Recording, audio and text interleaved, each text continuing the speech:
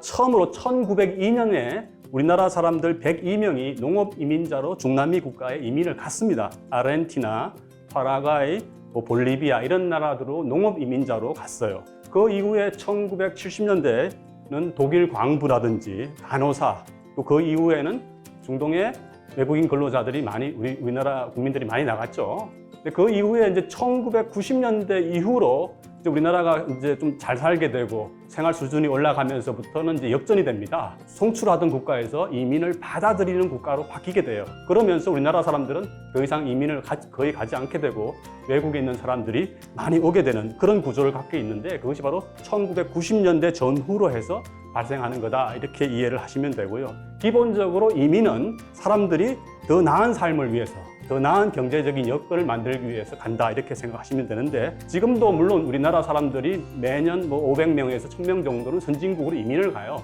투자라든지 교육 문제로 해서 이민을 갑니다. 그렇지만 들어오는 사람들이 더 많다, 이렇게 이해를 하시면 될 것 같고요. 그런 측면에서 보면 변곡점이 1990년대를 기점으로 나가는 이민에서 들어오는 이민으로 바뀌었다, 이렇게 이해를 하시면 좋을 것 같습니다.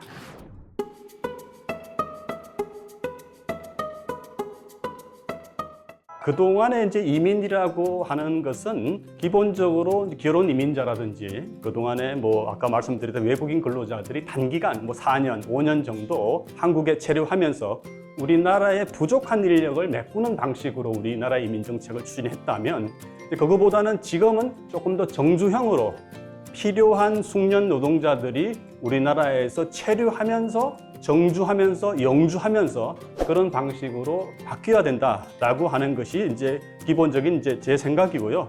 그런 것이 지금 최근에 보면, 오늘도 이제 언론에 좀 나오기도 했습니다만, 일본과 독일이 굉장히 숙련 노동자에 대해서 정주, 영주권을 확대하는 그런 정책을 취하고 있어요. 그 이유는 간단합니다. 결국은 저출산 문제, 고령 사회 문제를 이런 이민 정책으로 풀고자 하는 것이다라고 하는 것을 알 수가 있습니다.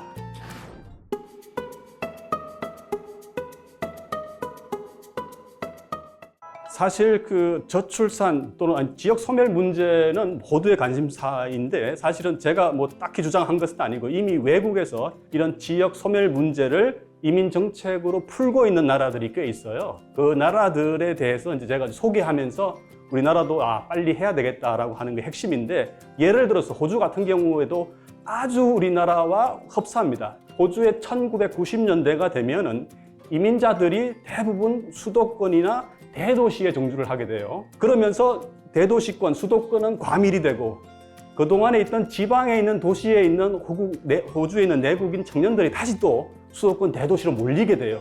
자연스럽게 다시 말하면 어떤 정책을 취하지 않는 상태가 되면 지역에 있는 청년들이 수도권으로, 대도시권으로 모이게 되고, 이민자 또한 대도시권에 몰린다는 거예요. 그래서 이 문제를 어떻게 해결할까 하고 시작한 것이 바로 지역 비자 정책입니다. 1990년대부터 호주가 지역 비자 정책을 취했는데요. 호주에서 영주권을 갖고 살고자 하는 사람들은 반드시 지역에서 살아야 된다라고 하는 정책이고, 전체 이민자 중에서 지금 현재 한 30% 정도가 지역에서 살고 있습니다. 그래서 상당히 지역 소멸 문제를 해결했다, 이렇게 보고요. 이걸 계속 주장하고 있다, 이렇게 생각을 하시면 됩니다. 우리나라도 지금 현재 수도권 인구가 전체 인구의 한 50%이고요. 외국인 주민은 더 많습니다. 60% 가까이 됩니다. 그러니까 그 문제는 그냥 가만 냅두게 되면 이것이 더 심해질 것이라고 하는 것이 알 수 있는 것이고요. 지금 말씀드렸다시피 이제 외국의 사례라고 하는 것이 20년, 30년 전부터 그 문제를 쓰고 있기 때문에 제 주장이라기보다는 이미 선진국에서 쓰고 있는 방식이다, 이렇게 이해를 하시면 좋을 것 같습니다.